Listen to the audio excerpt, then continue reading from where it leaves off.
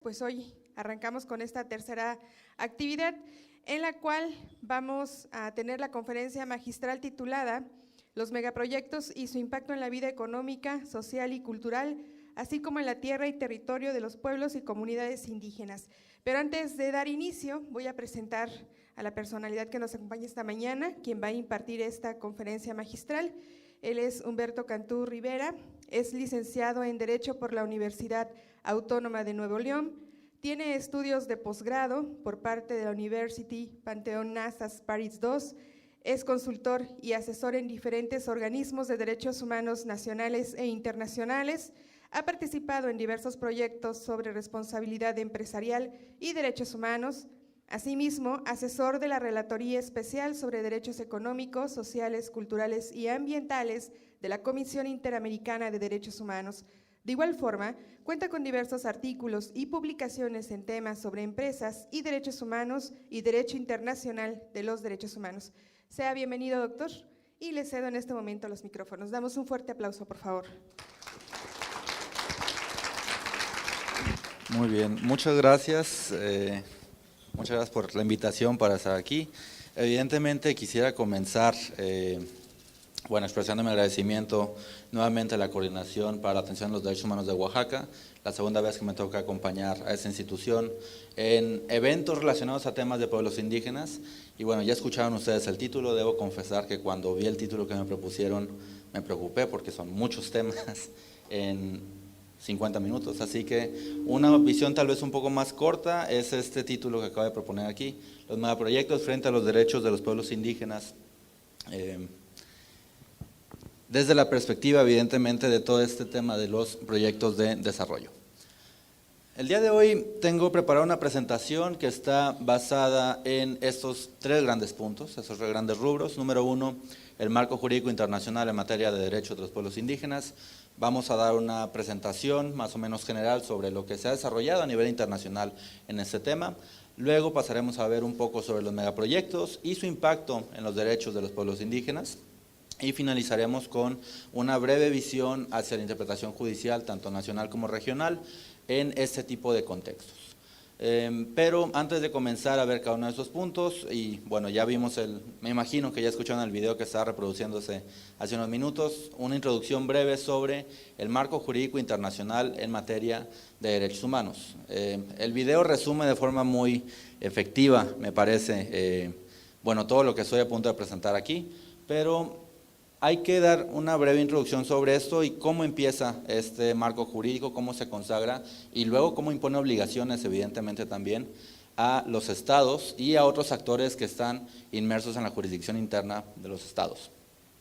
Primero que nada, ya sabemos que el marco jurídico internacional de derechos humanos empieza en 1948 con la Declaración Universal de Derechos Humanos, que este año cumple 70 años, pero no es ahí en realidad el punto de partida. El punto de partida es 1946, cuando se empieza a trabajar en la idea de crear una declaración, un instrumento de esa naturaleza, después de ello una serie de instrumentos jurídicos vinculantes, es decir, tratados o convenciones, y una idea que estaba también rondando ahí, que era el tema de la implementación. ¿Cómo hacer efectiva la letra de estos instrumentos jurídicos internacionales en el derecho interno de los países y también en el marco jurídico internacional?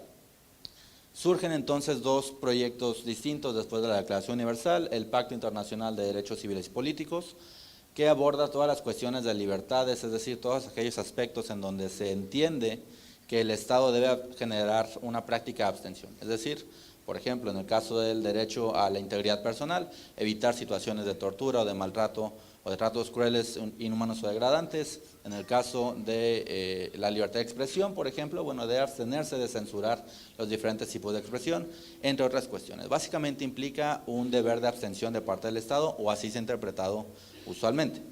Un segundo tema, que son los derechos económicos, sociales y culturales, donde vemos, por el contrario, una acción mucho más definida o dirigida de parte del Estado.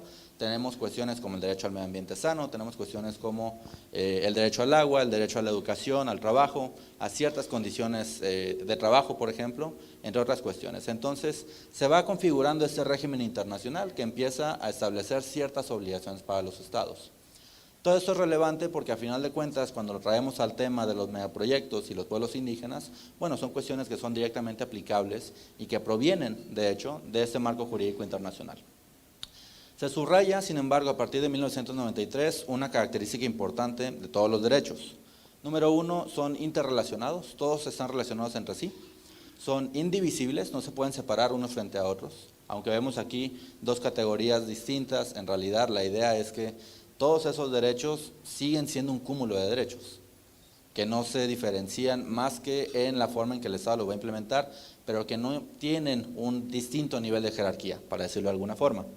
Y la interdependencia, también dependen los unos de los otros, es decir, si se afecta, por ejemplo, el medio ambiente sano, o el medio ambiente nada más, puede generar afectaciones en distintos otros derechos. Y es un tema que se ha desarrollado mucho en la práctica de la Corte Interamericana de Derechos Humanos, a la cual llegaré en unos momentos más.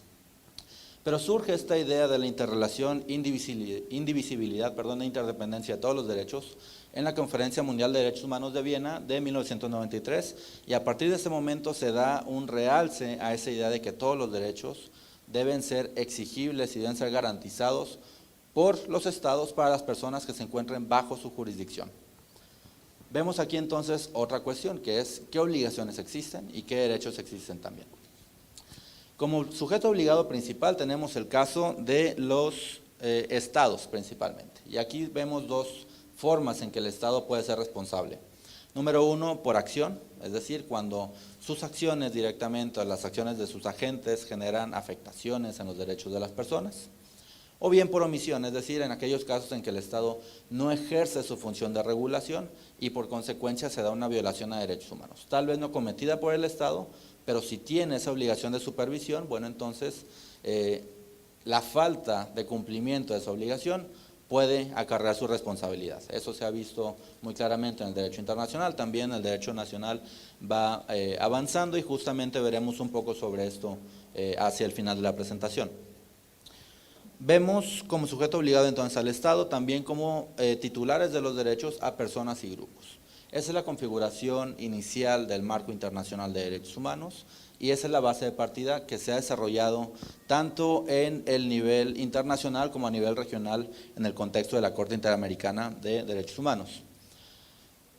Y justamente para dar un pequeño vistazo a este punto, es necesario hacer referencia al ámbito de aplicación de esas obligaciones. Cualquier tratado, y ya lo escuchamos ahorita en el video, que me parece una muy buena forma de introducir el tema a este marco, cualquier obligación internacional tiene que ser implementada en la esfera jurídica nacional. Eso implica que todas las autoridades, independientemente de su jerarquía o de su competencia, por ejemplo, tienen una obligación, como ya lo establece el artículo 1 de la Constitución, de cumplir con todos esos estándares internacionales, esas obligaciones.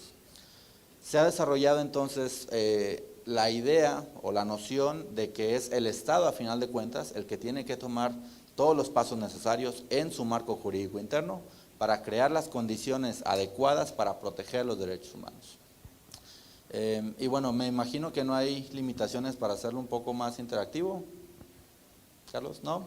Bueno, muy bien. Si no es una limitación, quisiera preguntarles, ¿cómo se les ocurre, por ejemplo, que puede darse una situación de este tipo, que el Estado tenga que cubrir o tenga que adaptar su marco jurídico interno para permitir el avance o la realización de ciertos derechos?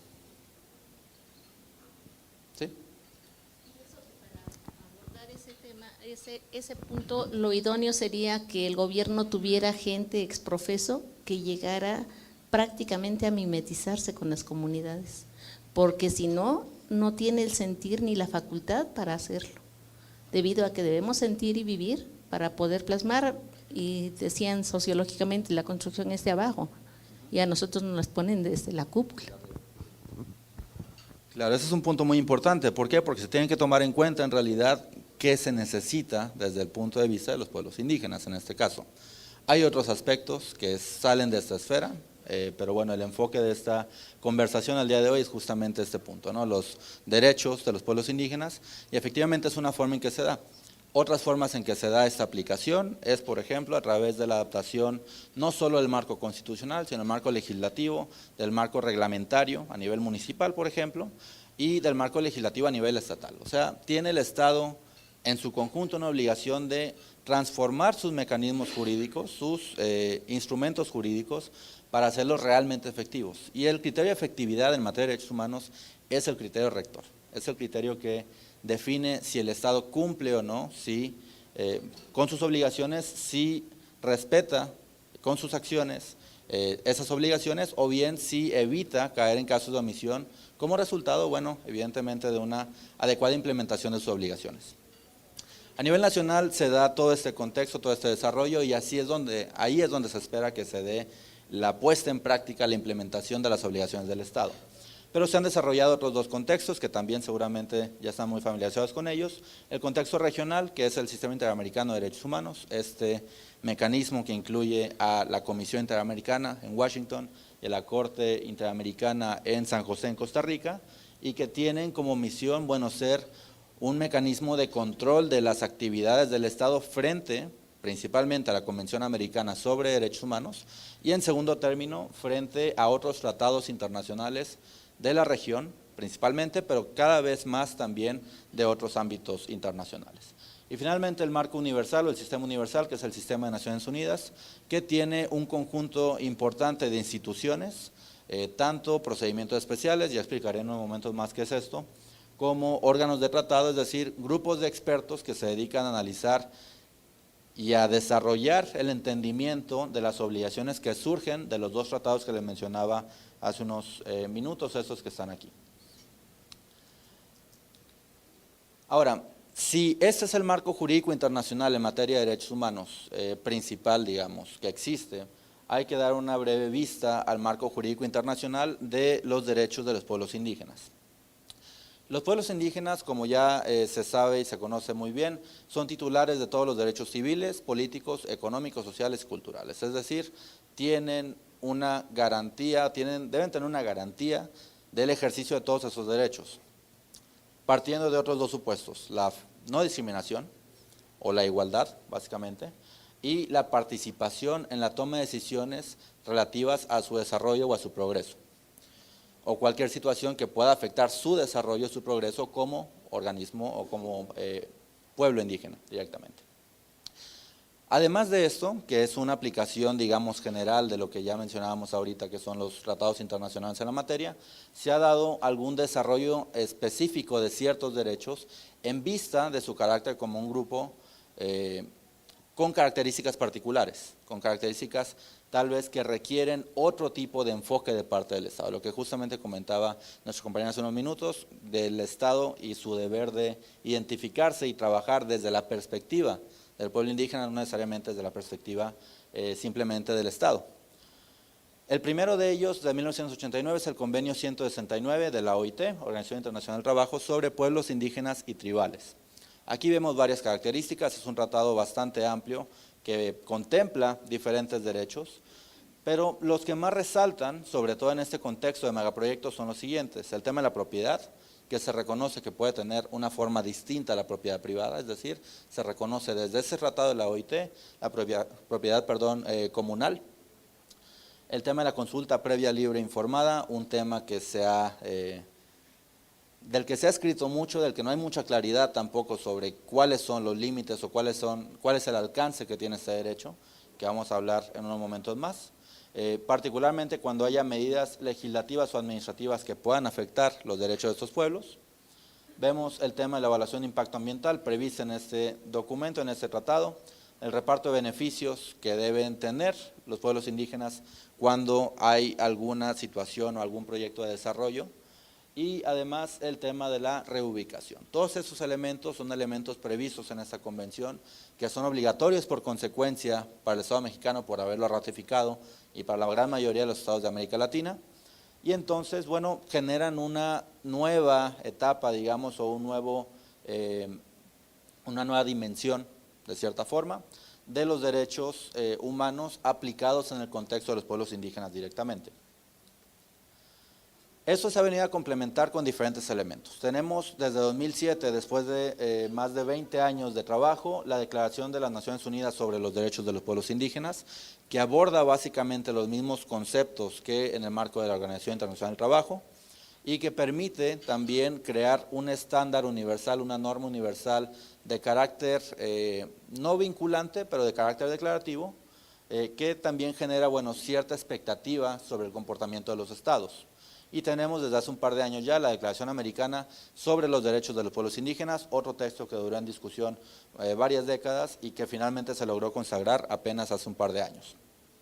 No voy a entrar a detalle en estos dos porque básicamente replican en la mayor parte de los temas los mismos contenidos que vienen en la declaración, perdón, en el convenio 169 de la OIT, pero es importante señalar que, bueno, complementan este marco jurídico internacional vinculante, que es este que viene aquí. Esta sí es una obligación para los estados, estos otros dos, pues no particularmente, pero ayudan a complementar, ayudan a entender mejor cómo se van a aplicar esos estándares. Además de esto, ha habido un desarrollo bastante importante por parte de uno de los mecanismos de procedimientos especiales de Naciones Unidas. Los procedimientos especiales son un conjunto de expertos independientes, no afiliados a los estados o no afiliados, por ejemplo, a las Naciones Unidas, son expertos independientes que trabajan bajo ese mandato para analizar algunos derechos en particular. En este caso, la Relatoría de la ONU sobre Derechos de los Pueblos Indígenas, una que existe, si no me equivoco, desde principios de los años 2000, con el primer relator que fue justamente un mexicano, Rodolfo Stavenhagen, empiezan a trabajar también este tema. Y aquí me voy a detener un poco más porque hay algunas preguntas importantes, algunas reflexiones que se tienen que hacer sobre cómo se ha ligado, cómo se ha interpretado este trabajo en particular, esto que se ha desarrollado aquí, con el resto del marco jurídico existente. Primero que nada, una gran pregunta, y sigue siendo una pregunta que está en debate, es, ¿se habla de consulta o se habla de consentimiento? Y quisiera preguntar la opinión de ustedes. ¿Es consulta, es consentimiento? Depende mucho de a quién se le pregunte, ¿no?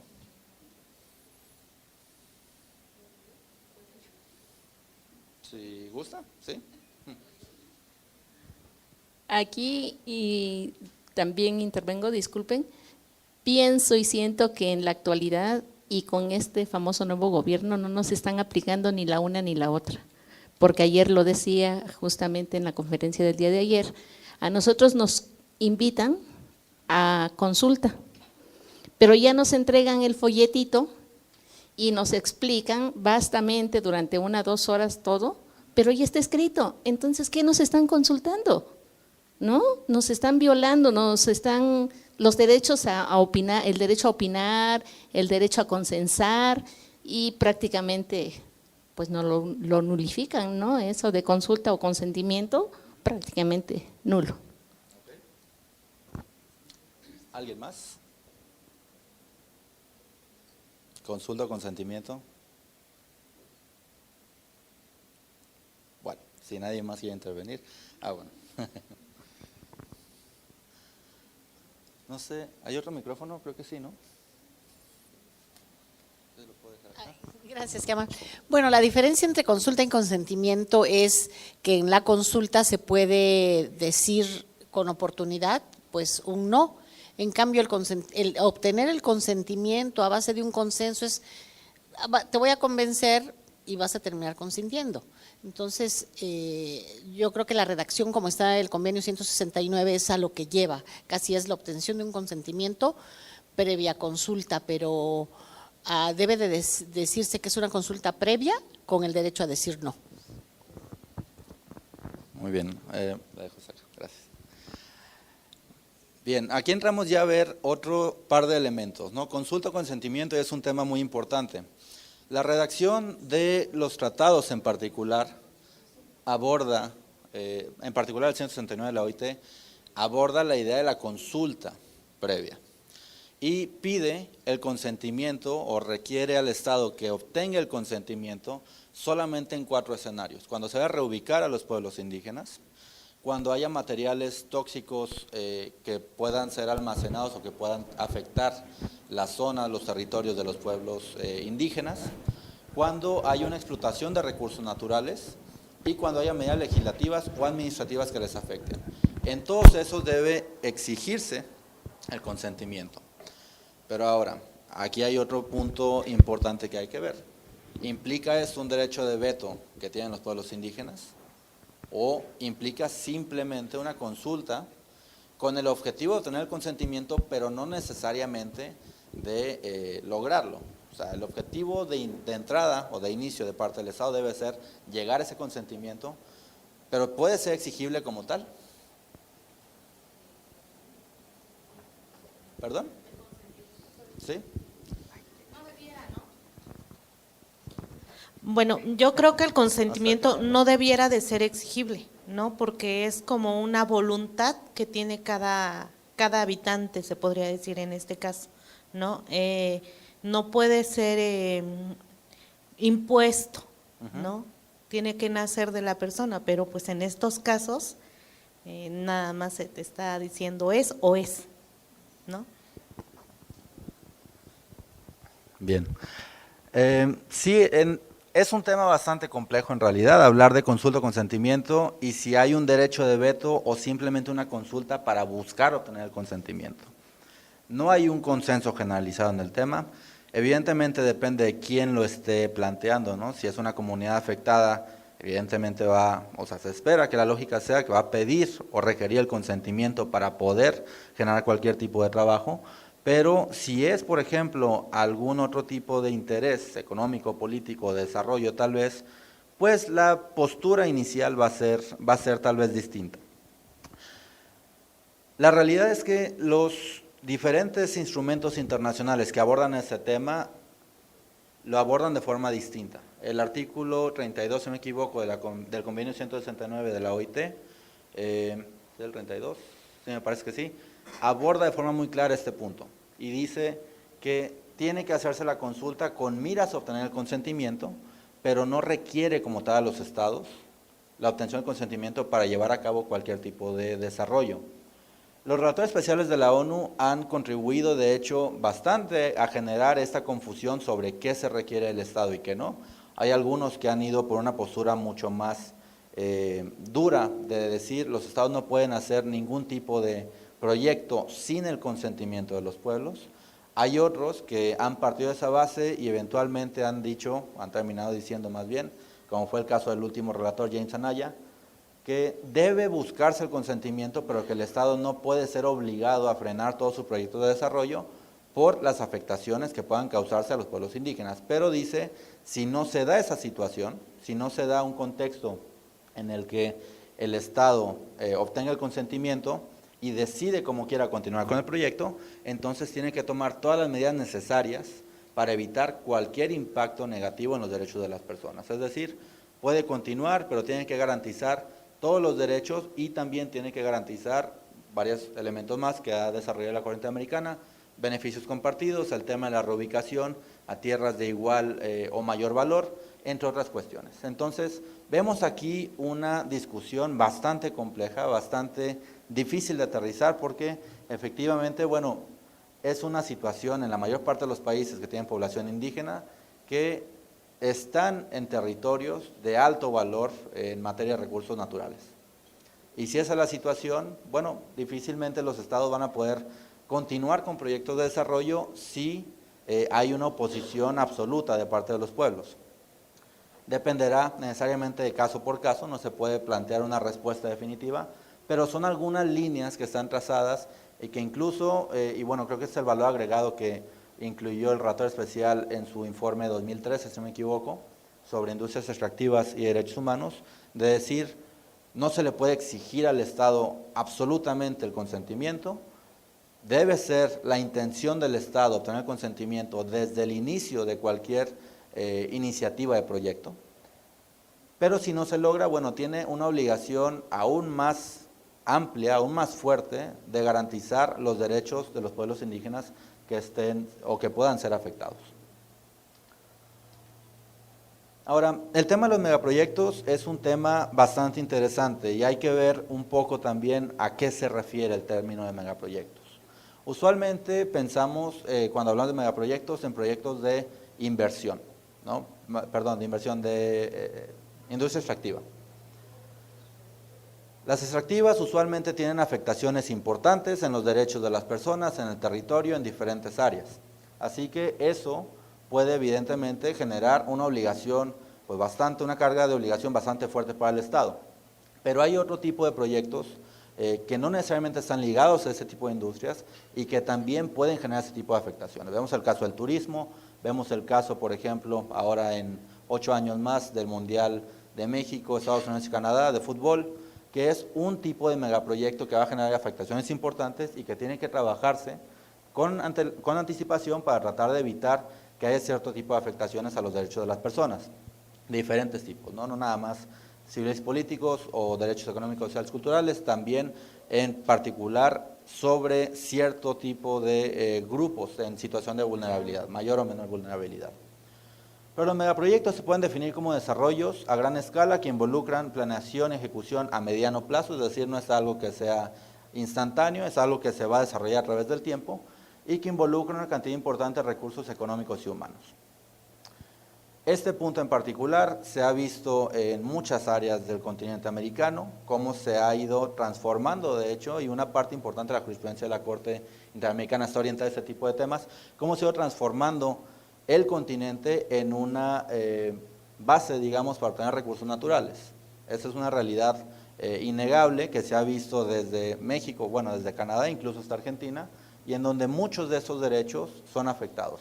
Pero ¿cuál es la primera afectación? Usualmente lo primero que se da es a los derechos económicos, sociales y culturales. Vemos el caso del medio ambiente sano, no en todos los marcos jurídicos está reconocido, pero vemos el caso del Protocolo de San Salvador, por ejemplo, que fue el primer tratado internacional que reconoció este derecho como tal.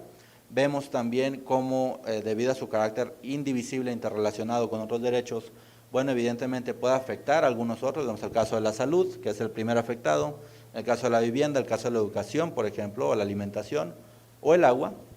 Y esto tiene por consecuencia también la afectación a distintos derechos civiles y políticos, que vienen siendo algunos como la libertad de expresión, por ejemplo, que incluye la posibilidad de obtener información. Vemos el caso de la reunión, el derecho de reunión o asociación, también en este tipo de mecanismos de reclamo o protesta social, que pueden ser afectados con motivo de afectaciones a los derechos económicos, sociales y culturales. Ese es el punto de partida en donde los megaproyectos tienen que empezar a enfocarse. Y aquí la pregunta, y eso nos lleva de vuelta al primer punto que abordamos el día de hoy, es ¿de quién es la responsabilidad? ¿Es del Estado? ¿Es de las empresas que están involucradas en los proyectos? ¿A quién se le puede atribuir ese tipo de situaciones?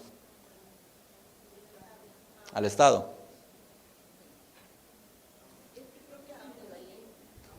¿Perdón?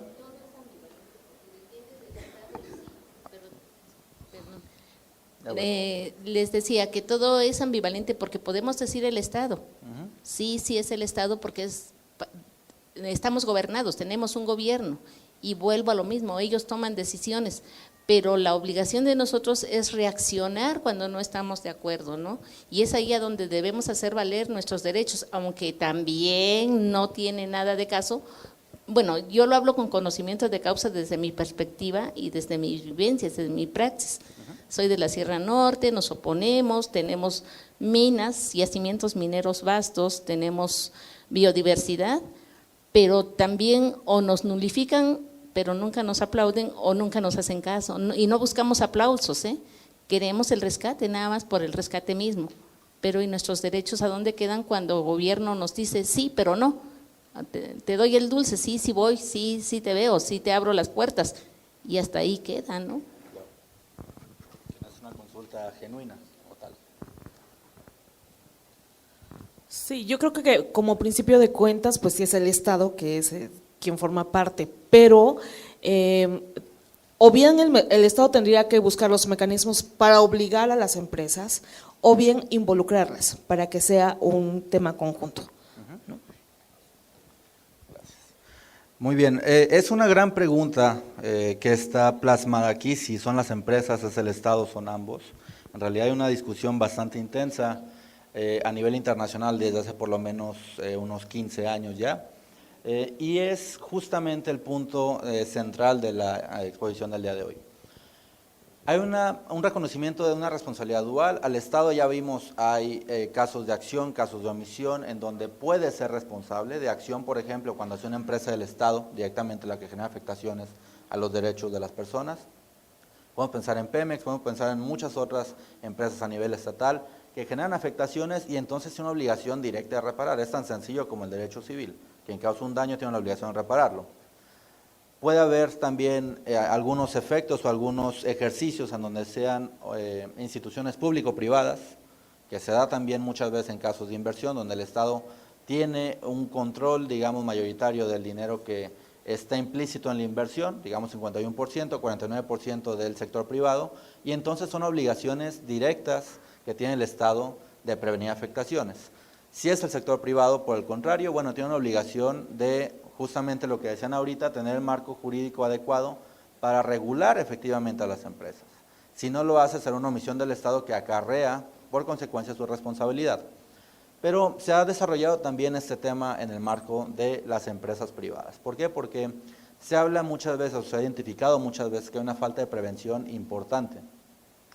Esto se ha visto en casos ligados en cuestiones como petróleo y gas, por ejemplo, los hidrocarburos, en cuestiones como la tala de la madera, en cuestiones como la minería y en cuestiones distintas. Por ejemplo, en redes sociales recientemente ha habido varias situaciones donde se ha visto que las empresas tienen un poder fáctico que en realidad puede afectar los diferentes derechos de las personas.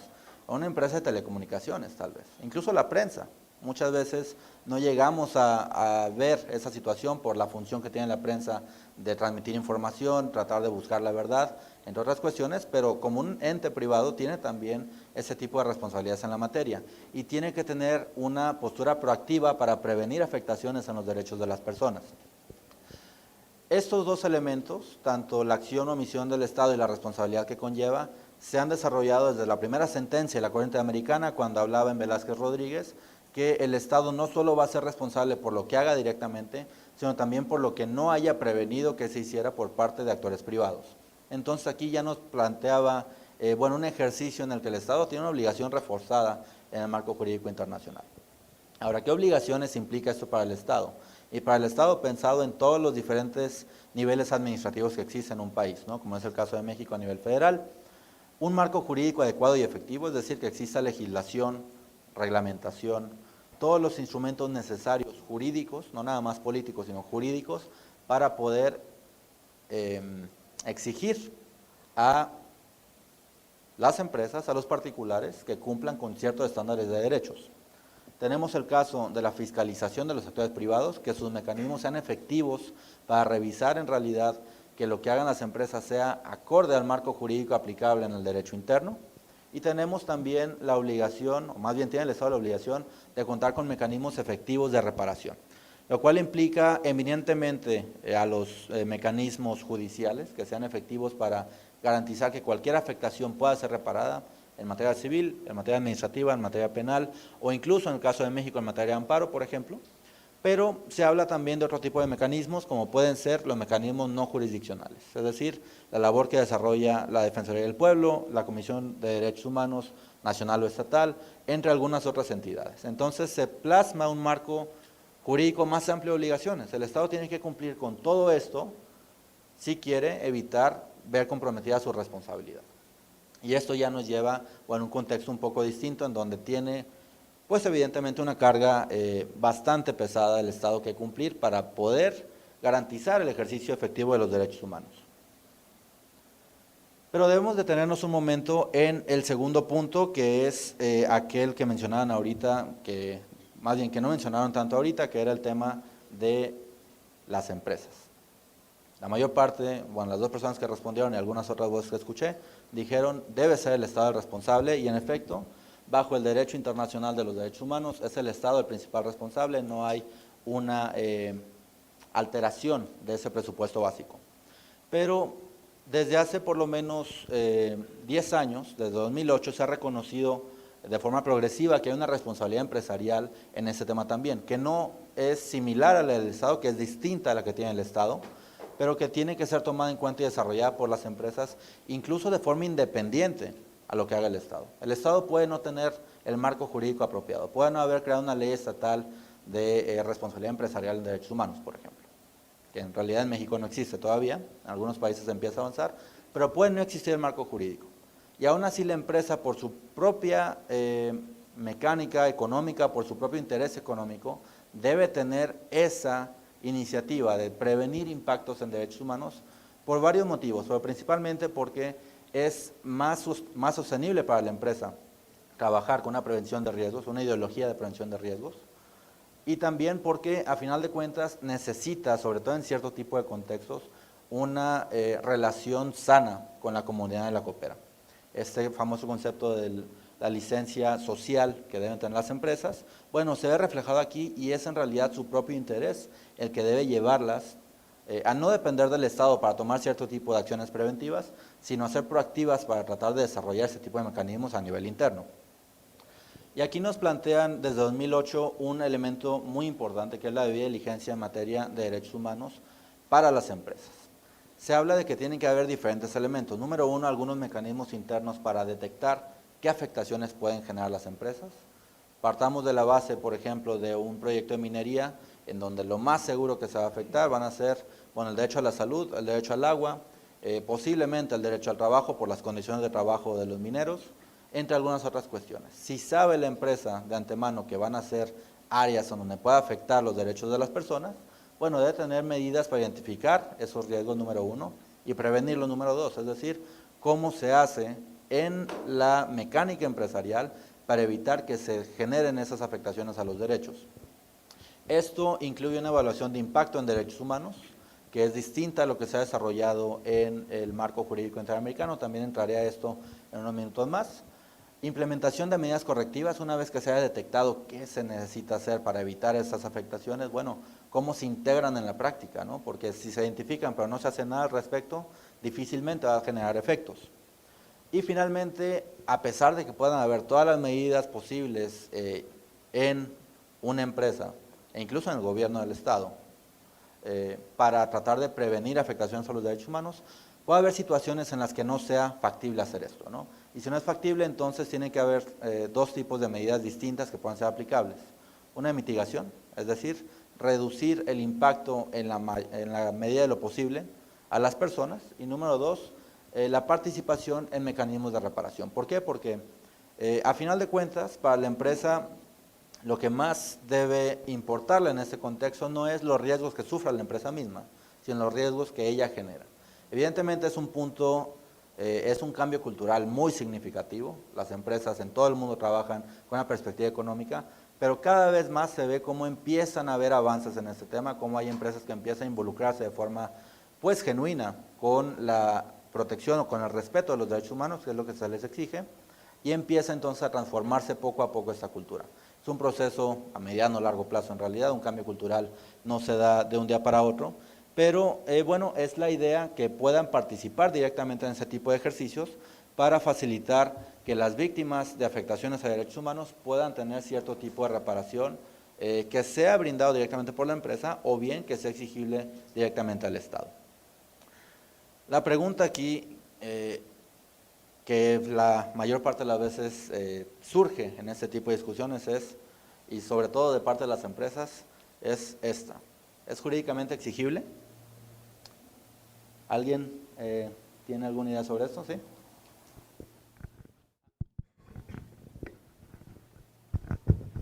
Bueno, yo creo que sí. Sí se exigen, ¿no? Bueno, por lo menos se piden. En el caso, en el tema de la minería, para empezar existen las famosas MIAs, las manifestaciones de impacto ambiental. Entonces, sí exigen, sí se pueden y hay soluciones en caso de reparación, los famosos bonos de carbono. Pero ¿qué pasa? O sea, supuestamente se debe aplicar, o se justifica o se repara, pero no en su totalidad, o sea, es parcial, es mínimo. Claro.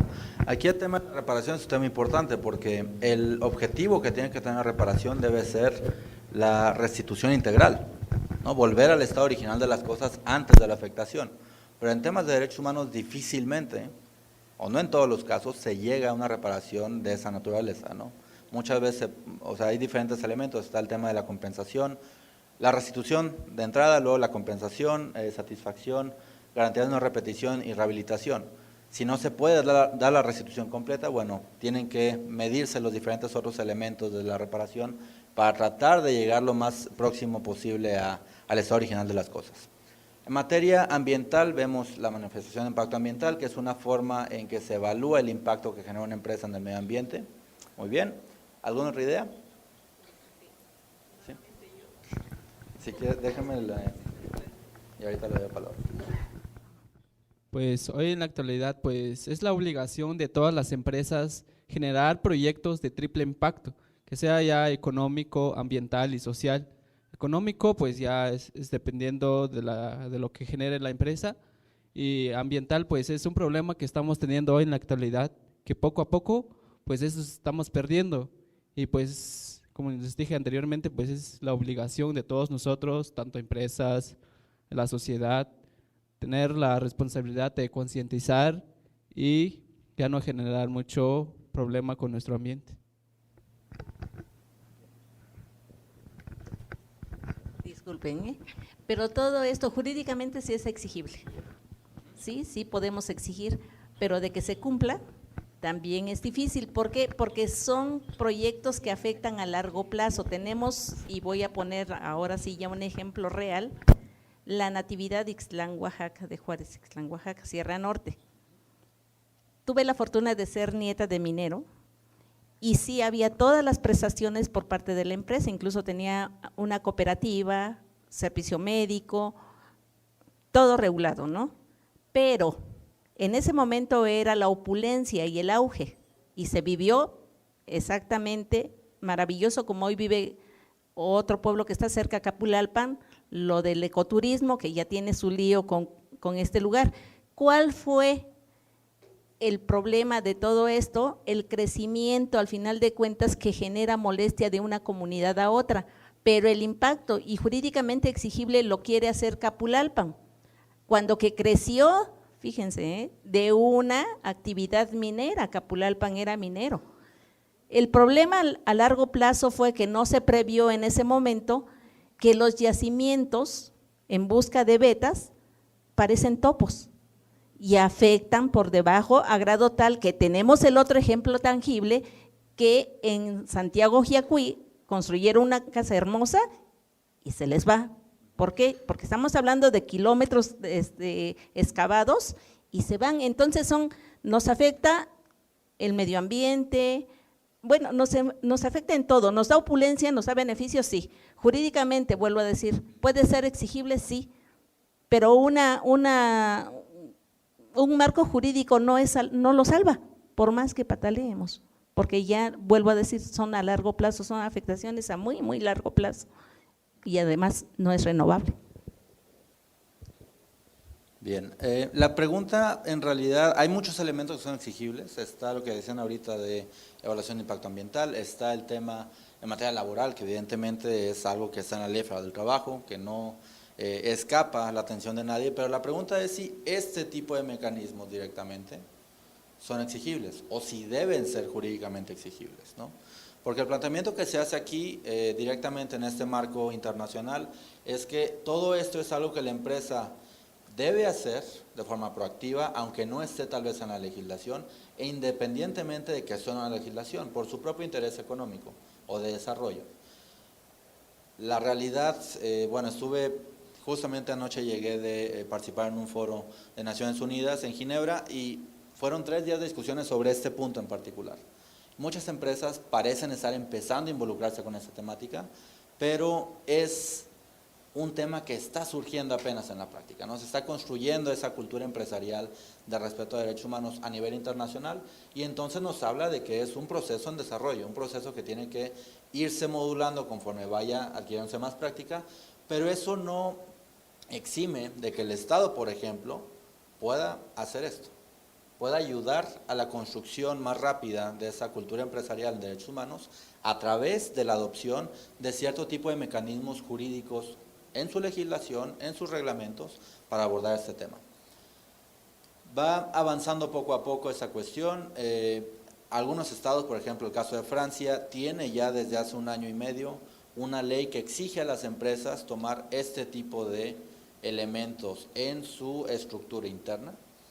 Suiza, tengo entendido que esta semana adoptó, bueno, ya se está en proceso de adopción de una ley sobre esa misma temática, es decir, cómo se exige desde el Estado a la empresa que tome cierto tipo de medidas preventivas, que no sea voluntario, sino que de entrada tenga que trabajar con esas cuestiones. ¿Por qué? Porque a final de cuentas el Estado, si tiene ese marco jurídico que vemos aquí, podría estar cumpliendo con esto que veníamos acá, que es una obligación directamente, ¿no? Y es un punto que se va desarrollando y que vamos a abordar también ahorita en unos minutos más. Ahora, antes de ir cerrando, y bueno, no sé cuánto tiempo me queda, tengo aquí que son las 11:10, ¿qué me quedan? ¿Como? ¿Sí? Ok, perfecto. Vamos a ver un poco también la jurisprudencia que ha salido al respecto. En México hay alguna reciente en particular que ha sido muy interesante, hay algunas otras que no están citadas aquí, pero que voy a explicar brevemente, y hay todo un cúmulo de desarrollos a nivel regional que van marcando la pauta de hacia dónde debe dirigirse directamente esta cuestión. Hace apenas unas semanas se publicó la sentencia del caso de Río Sonora por parte de la Suprema Corte de Justicia de la Nación. Yo la pude leer el día de ayer y lo que rescato en particular son estos puntos que están aquí. El párrafo 82, que lo voy a leer, dice: de lo hasta aquí expuesto, este alto tribunal llega a la conclusión de que el derecho a la participación, pero fíjense lo que dice, participación, no dice derecho al consentimiento, ¿no? No se restringe a participar en asuntos políticos, por ejemplo, en las elecciones a través del voto, sino que incluye la posibilidad de incidir en la discusión relativa a políticas y proyectos medioambientales, especialmente cuando estos les afecten a los ciudadanos. Se habla también en otra parte de la sentencia de la realización de evaluaciones de impacto ambiental, o más bien, perdón, que el impacto ambiental puede generar afectaciones a los derechos humanos, lo que decíamos hace rato, de que todos los derechos son indivisibles, interrelacionados e interdependientes, un tema muy importante, pero el amparo que otorga la Suprema Corte a esas personas, y bueno, creo que me brinqué un poco la explicación previa de qué caso es, ¿todo el mundo está familiarizado con este asunto? Lo que pasó en el río Sonora con Buenavista del Cobre del Grupo México, derrame tóxico de hace 4 años, que afectó, bueno, cayó una cantidad importante de desechos tóxicos en el río, afectó a varias comunidades y llegó el caso a la Suprema Corte, un amparo en revisión. Cuando ordena el amparo, cuando más bien otorga el amparo, la Corte dice lo siguiente: debe celebrarse o debe llevarse a cabo una reunión pública de información donde se expliquen aspectos técnicos, posibles impactos y medidas de prevención y mitigación.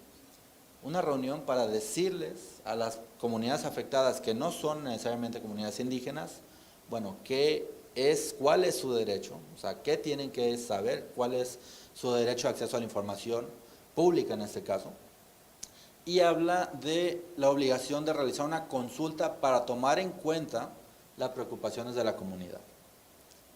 Con todo lo que hemos visto sobre el consentimiento, que es algo que está como quiera plasmado en los tratados, en el tratado que aborda este tema y en diferentes elementos más, y lo que hemos visto de responsabilidad empresarial, lo que hemos visto de responsabilidad o obligaciones del Estado,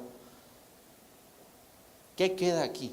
En realidad, ¿cuál es el punto al que avanza la Suprema Corte? En realidad no está diciendo tiene que o tuvo que haberse buscado el consentimiento de la comunidad afectada previo a la realización de una presa de jales mineros, decía que es. Yo no soy muy bueno en esos temas, así que no les puedo explicar qué es, pero en la sentencia se explica, así que si lo quieren leer ahí lo van a encontrar.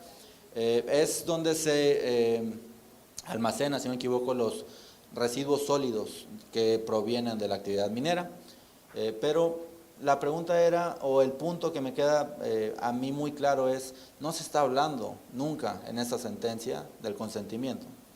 No se plantea incluso que haya una obligación de obtener el consentimiento, una obligación de realizar una consulta con todos estos elementos que están aquí marcados, para que la comunidad al menos sepa cuáles son las características. Pero esto va en sentido contrario en realidad a lo que está plasmado en muchos otros de los instrumentos internacionales, ¿no? Y a pesar de que la sentencia de la Corte cita incluso convenciones o tratados de los que México no es parte, que son incluso de otros sistemas, del sistema europeo, por ejemplo, como la Convención de Aarhus sobre participación en políticas medioambientales, bueno, tiene toda esa información, pero no va más allá, no va a plantear se tuvo que haber obtenido el consentimiento y si no se obtuvo, entonces implica una violación de parte del Estado y podría haber ordenado la reparación. Este tipo de cuestiones, por ejemplo, son elementos que van mostrando de cierta forma también que incluso de parte del Estado ese reconocimiento de la obligación de obtener el consentimiento tiene ciertos límites. Como todos los derechos humanos, tiene ciertos límites y es algo que tiene que irse viendo también para tratar de trabajar con eso, ¿no? Porque tal vez no sea posible obtener que en todos los casos se requiera obtener el consentimiento, pero con este modelo que estamos viendo que se está desarrollando, donde la consulta es un elemento necesario, pero que no se va más allá, bueno, trabajar con ese elemento para tratar de generar posibilidades de protección de los derechos de los pueblos que puedan ser afectados.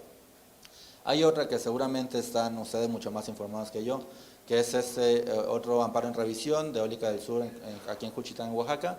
No está todavía disponible el englose de la sentencia, así que bueno, de este no puedo comentar nada hasta no ver el texto, pero este en particular empieza ya a plasmar la idea de que estamos hablando de un contexto de consulta previa, libre e informada, no de una cuestión distinta.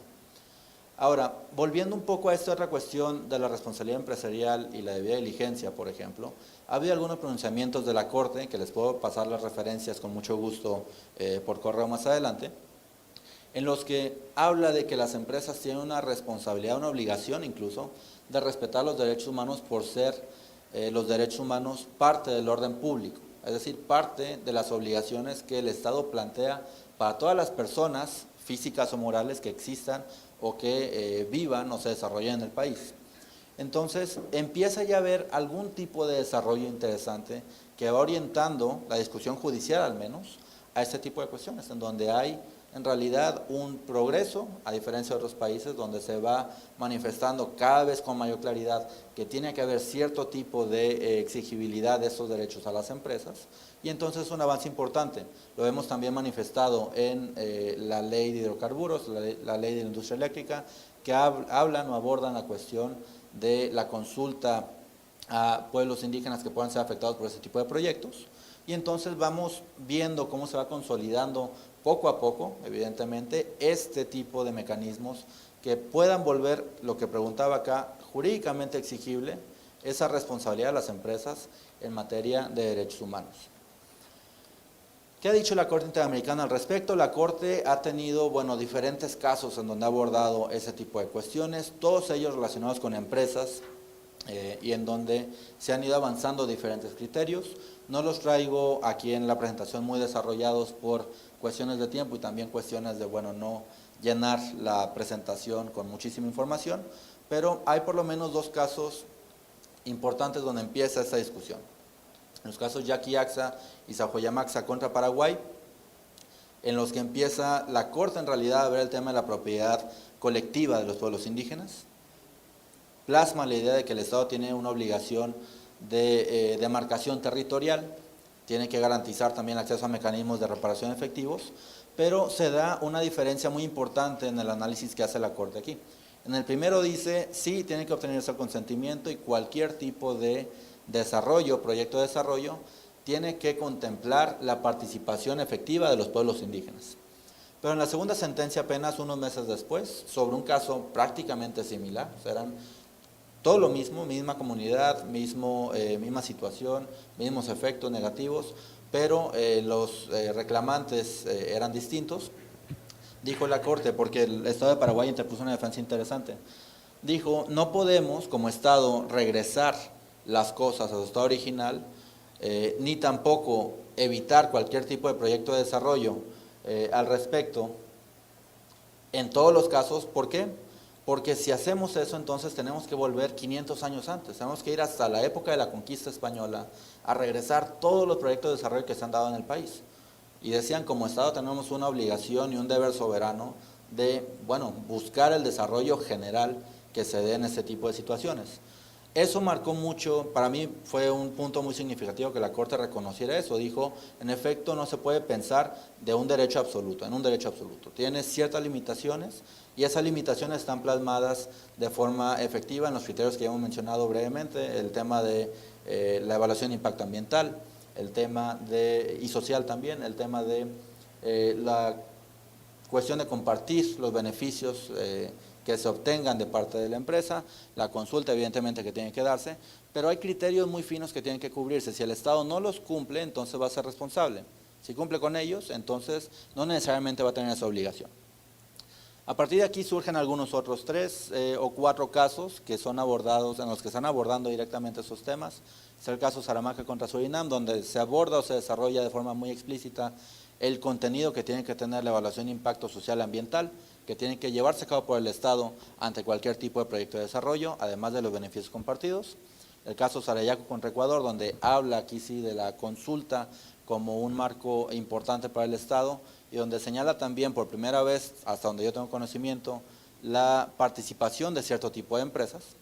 Y vemos el caso más reciente, que es Caliña y Locono contra Surinam, en donde se aborda justamente el tema de la consulta en el marco de empresas mineras, pero donde se aborda aquí sí directamente este tema que mencionábamos acá, la debida diligencia en materia de derechos humanos y la obligación del Estado de fiscalizar las actuaciones que llevan a cabo las empresas.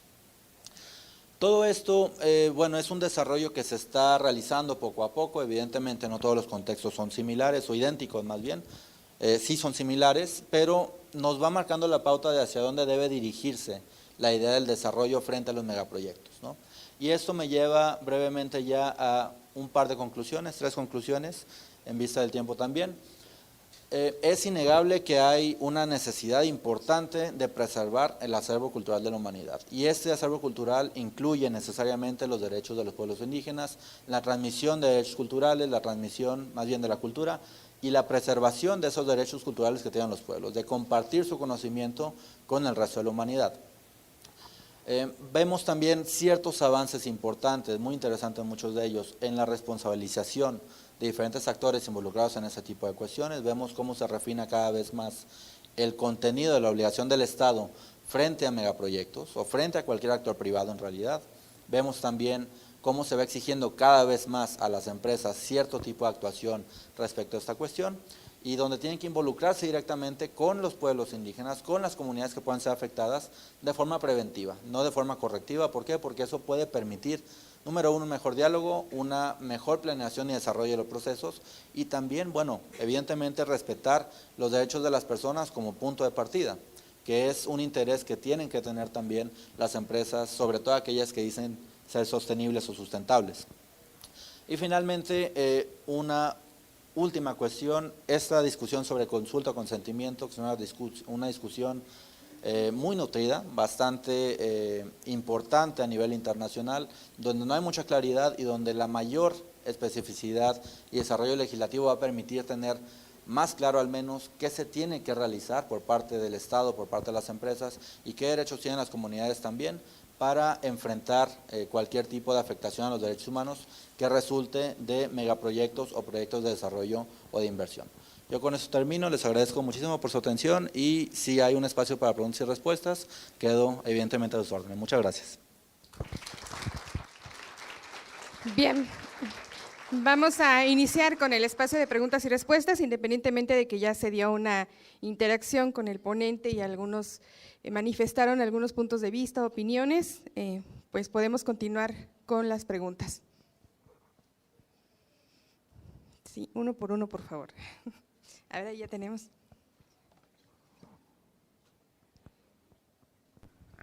Bueno, buenos días a todas y todos. Buenos días, maestro.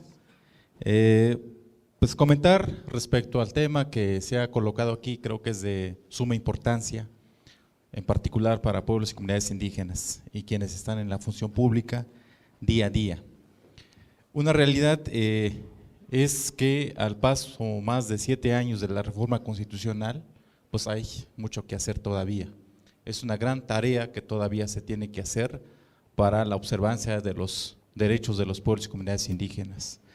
Es de preocupación que hoy en día todavía no quede claro el ejercicio de los derechos colectivos, particularmente el de la consulta y consentimiento libre e informado. Desde la experiencia nuestra, acompañamos un proceso de consulta y viene un poco, escuchaba hace rato el tema del debate, consulta o consentimiento. Y yo diría de que depende del tema que se trate, ¿sí? ¿Qué es lo que se quiere? ¿Qué es, a dónde se pretende llegar?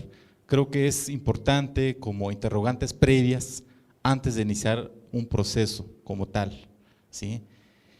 Abordaba usted hace rato el tema de la minería. Creo que es un tema relevante en cuestión de la consulta. ¿Sí o no a la minería?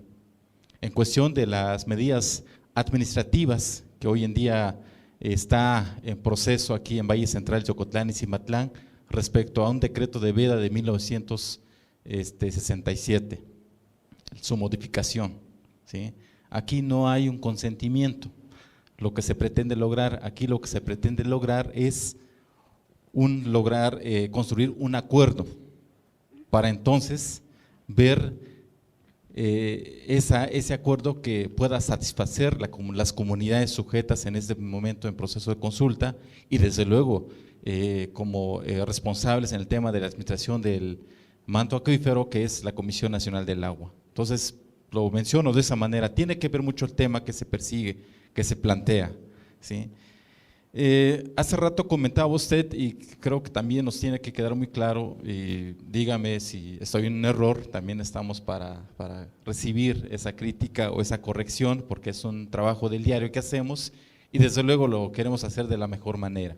El tema de la responsabilidad del Estado y de las empresas privadas. Hay un caso real y que seguramente todos los aquí presentes lo han escuchado. Lo sucedido el día 8 de octubre de este presente año, del 2018, respecto al desbordamiento de la presa de Jales de la avenida de San José del Progreso, Ocotlán, y que contaminó el río El Coyote de Magdalena, Ocotlán. Es un río que lamentablemente atraviesa 4 comunidades y todavía está en una situación de duda, de incertidumbre, si ese río tiene contaminantes o no tiene contaminantes, porque ese día 8 de octubre se presenció el río con un color blanco, ¿sí? Cosa que no es normal. Entonces viene como la primera pregunta, ¿responsabilidad de quién es ahí?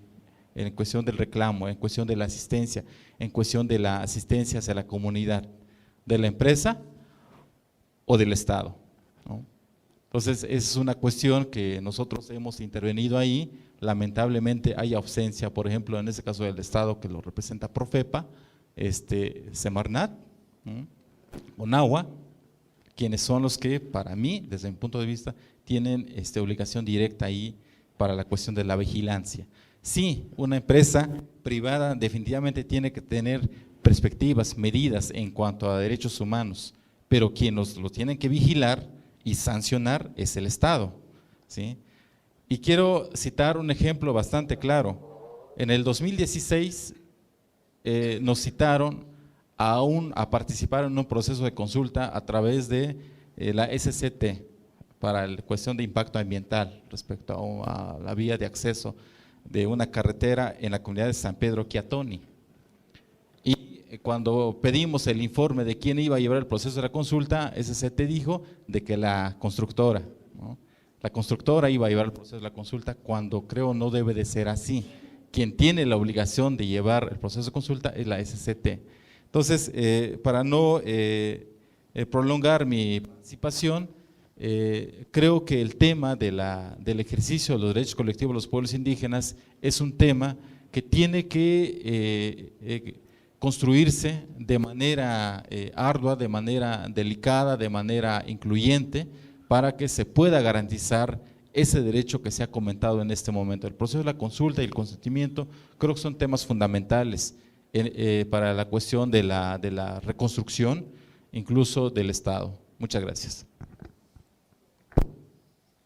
Bueno, yo soy de Juchitán y fui personalmente a la consulta indígena que hubo, que es la primera consulta indígena formal que hay en el país. Y pues después de 10 o 11 parques eólicos se hace una consulta indígena, ¿no? Obviamente Juchitán tiene características ya no de una comunidad indígena como tal, porque ya sus autoridades ya están apegadas a la constitucionalidad, ¿no?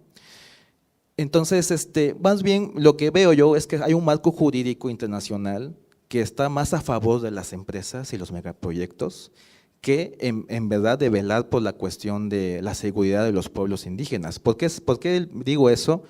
Porque la visión es de que los pueblos indígenas están rezagados o subdesarrollados y tienen que aceptar estos proyectos para poder salir adelante. Ahora, después de años de implementación de parques eólicos en el istmo de Tehuantepec, pues ahorita, por ejemplo, Juchitán es la 9ª ciudad más peligrosa del país, ¿no? Entonces el impacto ha sido más social, ¿no? Porque al final creo que es un poco más benévolo un parque eólico que una minera o que una refinería, ¿no? Pero sin embargo, estas formas de moverse ambiguas del Estado y de las empresas han creado una ruptura total del tejido social, ¿no? Ahora tenemos políticos que se enteraron antes que los propios pueblos o sus comunidades, que movilizaron y empezaron a gestionar cómo apoderarse de la tierra, cómo tratar de agarrar el pastel más grande, cómo las organizaciones sociales o los grupos políticos que existen van y hacen como un freno con los parques eólicos para agarrar recursos, y al final, después de tantos años, vemos, después de la emergencia del terremoto, pues ahora hay más crisis, ¿no? Hay una crisis de seguridad, hay una crisis de desempleo, y sobre todo, pues el problema de la opacidad del gobierno, ¿no? Entonces ¿a quién ir? Al municipio, los municipios, saber cómo o bajo qué gestiones hicieron el cambio de suelo, porque ya en México ha habido obviamente hay referentes sobre la visión de la tenencia de los suelos desde la colonia, ¿no? Que ya ha habido todo un desajuste, bueno, no desajustes, sino cambios que debieron de ver de acuerdo desde la colonia hasta ahorita, que fue el México independiente hasta esta época. Ya ha habido como estos territorios indígenas fueron fraccionados por la política, todo eso, pero ahora en este momento, o sea, ¿cómo resolver? Así, a mí me pregunta es cómo, o sea, ahorita tenemos, sí hay parques eólicos, sí se supone que hay una mercadotecnia que dice que es energía limpia y todo eso, pero los impactos sociales se están viendo que, en primer lugar, las ciudades no siguen siendo más limpias. En primer lugar, la cuestión de la energía eléctrica, ¿a quién beneficia realmente? Y en tercer lugar, pues obviamente ahorita la zona políticamente está más álgida, precisamente por la pelea por los recursos que se generan, ¿no? Entonces eso da, en lugar de dar como más incertidumbre al desarrollo con que fueron a decir que iba a haber en el istmo de Tehuantepec, parecía ser que solamente agravó la crisis que ya existía de desempleo y de inseguridad, y pues ahorita con lo de la nueva consulta del tren transísmico, pues quién sabe qué va a pasar, porque ya ha habido un referente con el proyecto porfirista en 1900, ¿no? Entonces, ¿a qué atenerse, digo, no?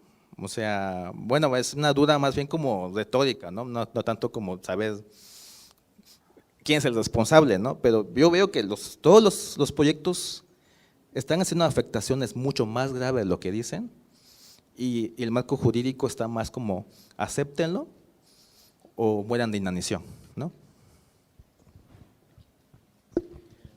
Hay otra pregunta. Gracias. Bueno, mi nombre es Ana María Cruz Vasconcelos, ya intervine hace ratito y me da pena estar interviniendo, pero sí me parece importante puntualizar algunas cosas. Yo siempre veo esta cuestión, ¿no?, de la queja, y casi cuando nos reunimos en estos seminarios, salimos siempre con estas inquietudes de que, pues sí, la ley dice determinadas cosas, pero que si es ambigua, o que si las autoridades, por decir las del medio ambiente, hacen como que no ven. Salimos como con una frustración, ¿no? Y yo creo que lo que hace falta es realmente judicializar los casos. Estamos claros, hemos dicho, bueno, sí, ya los derechos humanos ya son derechos subjetivos que pueden pelearse en los tribunales, y es la única manera de abrir camino, es la única manera de empoderarnos y decir, yo no quiero esta mina, ya está concesionada, el río ya se contaminó, pues inmediatamente ejercer acciones judiciales, pedir la nulidad de la concesión ante el Tribunal Federal de Justicia Administrativa. Tiene sala regional aquí en Oaxaca, pueden acudir, no sé si tengan abogados defensores públicos ahí adscritos, pero hay una Defensoría Pública Federal que está obligada a hacer las demandas en español, en la lengua materna, como sea, pero bien fundada.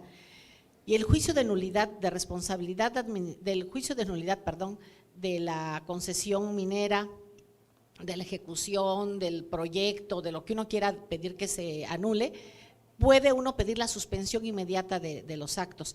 Claro que luego el tribunal sale con que, pues es que para que yo la pueda suspender, garantízame la inversión, ¿no? Garantiza con una hipoteca, una fianza o una firma 200 millones que vale la inversión. Y la gente ya se la cree. No es cierto. No forzosamente. ¿Por qué? Porque como está de por medio temas de salud pública, temas de medio ambiente, ahí no está obligada la gente a garantizar. Entonces, lo que se necesita es que los abogados expertos se vayan a los pueblos y a las comunidades a trabajar y ayudar. Yo quisiera ver esos despachos. Yo espero pertenecer en algún tiempo no lejano a eso, pero eso hay que hacer, ¿no?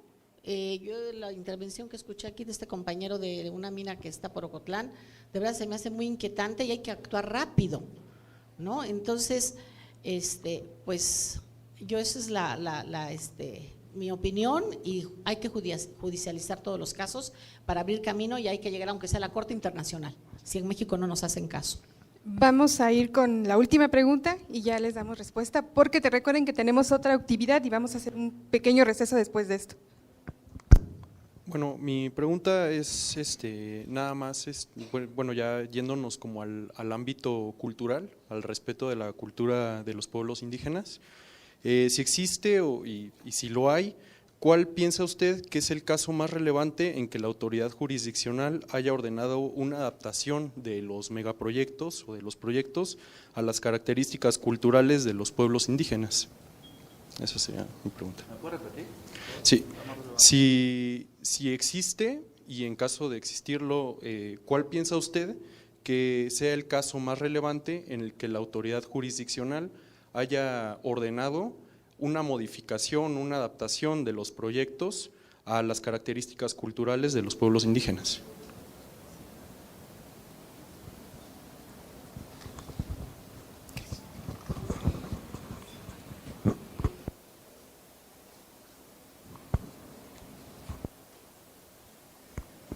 Sí, bueno, hasta ahí quedan las preguntas y damos inicio con las respuestas. Muy bien, bueno, voy a intentarlo, no le puedo garantizar que les pueda responder todas, pero creo que las primeras tres están muy relacionadas cuando hablamos del reclamo de a quién ir y de la judicialización, y creo que hay un punto de convergencia aquí. Número uno, son responsabilidades diferenciadas las que se pueden encontrar. Por ejemplo, mencionaba hace unos momentos que hay posibilidad, por ejemplo, de llevar casos por vía civil, administrativa o penal, dependiendo de las características de cada situación, y que la obligación del Estado es garantizar que esos mecanismos existan y que sean efectivos sobre todo. En ese sentido, yo diría, para el tema de las empresas, bueno, no todas las empresas pueden ser sujetas de procedimiento de amparo. Hemos visto con mayor regularidad ya algunos avances en ese sentido, donde por vía de amparo se está intentando llevar a las empresas ante la jurisdicción de los tribunales federales. Es una situación un poco compleja porque evidentemente tiene que caber el caso en particular en cierto tipo de criterios, como son que esté prevista la actividad de una norma general, que es una norma general, bueno, no necesariamente está suficientemente claro cuáles sí lo contemplan, cuáles no, que afecte ciertos derechos y que es un actor privado, no en todo se puede usar. Entonces, ese mecanismo no necesariamente es el más adecuado, pero protege o debería proteger al menos los derechos de las personas que intenten una queja por vía de amparo, los derechos de los quejosos o quejosas. Aquí hay otro tema importante que es, bueno, ¿qué alternativas al mecanismo de amparo hay?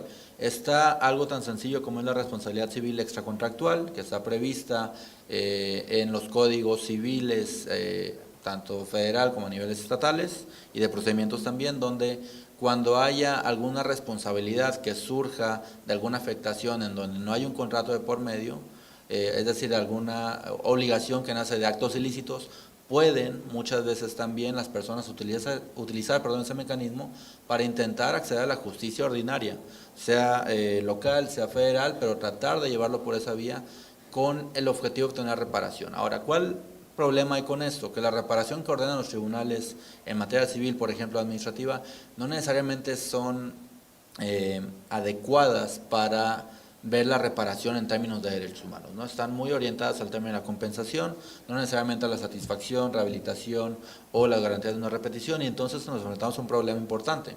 ¿Cómo se puede acercar eso? Bueno, es un proceso que efectivamente, como decían ahorita, se va a poder ir viendo conforme vaya avanzando la judicialización, conforme haya más experiencia en este tipo de cuestiones, pero es una vía que yo sugeriría como alternativa para tratar de llevar los casos ante tribunales que en principio, lo digo en principio, deben ser imparciales e independientes. Eso no excluye que el Estado pueda también ser responsable por vía de amparo, el mecanismo bastante tradicional que ya se conoce en México. ¿Por qué? Porque la falta de cumplimiento de sus obligaciones, es decir, por omisión, al no haber supervisado efectivamente la actividad de algún particular, bueno, puede dar lugar también a su responsabilidad y que puede incluir ahí también diferentes medidas de reparación. Eso es algo que también sugeriría que es una forma en la que se puede llegar a ese tipo de casos. Ahora, mencionaban ahorita que el marco jurídico internacional parece ser más favorable al sector privado que a los pueblos indígenas. Yo no estaría tan seguro de que el marco jurídico sea más favorable, lo que estoy seguro es que la implementación es sumamente deficiente por parte de los estados, pero el marco plantea una posición más o menos equilibrada, el marco jurídico internacional, equilibrada en el sentido de que tiene que buscarse primordialmente proteger los derechos, pero no se pueden cerrar tampoco algunas otras alternativas que pueda haber de desarrollo, que es una cuestión tan sencilla como el principio de no discriminación.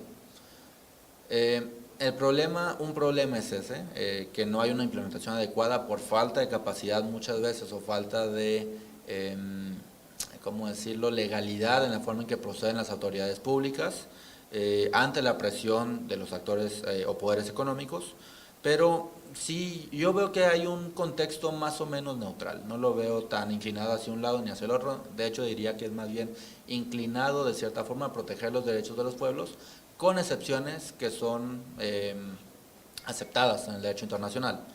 ¿A quién ir? Esa pregunta me llamó un poco la atención porque hay un mecanismo que no necesariamente es muy conocido en América Latina, de hecho, que son lo que ya mencionaba hace unos momentos de los procedimientos especiales.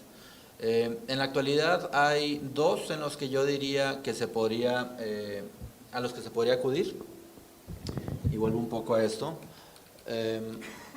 para tratar de encontrar cierto tipo de respuestas. Ahora, hay que verlo con cierto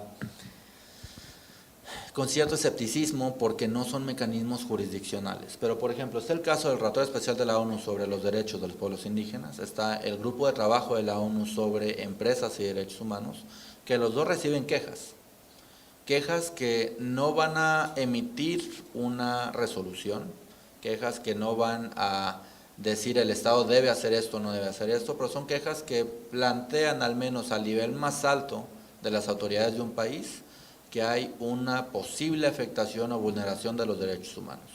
Y esas quejas son mecanismos muy sencillos que se pueden usar, que traen a la atención de organismos internacionales situaciones concretas que están ocurriendo en tal o cual territorio y que entonces generan un mecanismo de presión política a nivel internacional para los estados. Y que pueden servir, que no son muy utilizadas, pero que pueden servir para eso.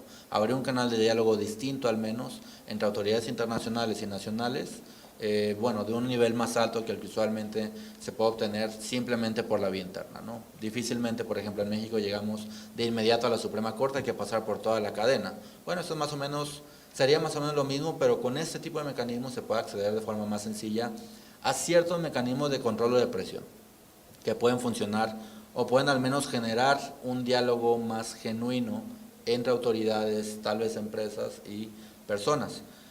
Y ya por último, lo de la judicialización de los casos, efectivamente es un tema que se tiene que avanzar. Bueno, penúltimo, me falta la última pregunta. Se tiene que avanzar. Yo no sugeriría pensar en la Comisión en la Corte Interamericana como la solución. En realidad son procesos muy largos, procesos de más de 10 años, la mayor parte de ellos, que para cuando se resuelven las afectaciones ya se replicaron y ya avanzaron mucho más, ¿no? Entonces hay que contemplarlos como parte del arsenal jurídico que existe, no verlos como una solución porque no van a ofrecer respuestas inmediatas. Yo diría más bien hay que concentrarnos en mejorar o en argumentar con ciertos elementos distintos ante los tribunales internos para generar esa jurisprudencia que luego permita hacer más presión, al menos por la vía judicial, sobre los diferentes actores involucrados y también incluso sobre los actores políticos como son el Poder Legislativo o el Ejecutivo, para adoptar reformas que complementen o que mejoren el marco jurídico aplicable. Y del caso más relevante de modificación de proyectos a características de los pueblos indígenas, en México no sabría decirle porque hay tantas sentencias y no necesariamente están sistematizadas que es difícil tener un seguimiento general de ellas. A nivel interamericano yo me inclinaría por señalar el caso Quichua de Sarayaco contra Ecuador, porque plantea la mayor parte de los dilemas que hemos hablado hoy, desde evaluación de impacto hasta beneficios compartidos, hasta consulta previa e incluso la participación de las empresas, como un caso, una sentencia bastante relevante. También diría que el caso de Caliña y Locono contra Surinam, que es esta que está acá, es importante porque empieza ya a verse una nueva evolución en el entendimiento de la Corte Interamericana sobre estos temas. Esos son interesantes. Ahora quisiera también compartir un poco, ya un minuto nada más, un próximo informe que va a salir de parte de la Relatoría Especial sobre Derechos Económicos, Sociales, Culturales y Ambientales de la Comisión Interamericana de Derechos Humanos, sobre el tema de empresas y derechos humanos justamente, donde se abordan todos este tipo de cuestionamientos, se complementa el que ya hubo hace un par de años sobre industrias extractivas, pueblos afrodescendientes y comunidades indígenas y derechos humanos, y van orientándose a dar, bueno, pautas relevantes e interesantes al menos, para el ejercicio de la protección de los derechos a nivel interno, así que sugeriría estar atentos a esos dos informes, al que va a salir, al que ya salió, para ver, bueno, cuáles son los desarrollos que van dándose. Bien, pues muchísimas gracias al doctor por esta ponencia tan interesante. Voy a pedir la intervención del licenciado Carlos Bautista Rojas, quien es jefe de la Unidad de Políticas Públicas de la Coordinación para la Atención de los Derechos Humanos, quien va a hacer entrega al conferencista de esta mañana de un reconocimiento por esta brillante participación. Gracias. Pues agradecerle al doctor Humberto, que siempre ha tenido la disponibilidad de trabajar con la calle. Espero que mantengamos ese vínculo. Todavía hay mucho trabajo pendiente. Como siempre, muy interesantes todas las ideas que nos expone. Y bueno, pues a nombre de la coordinación…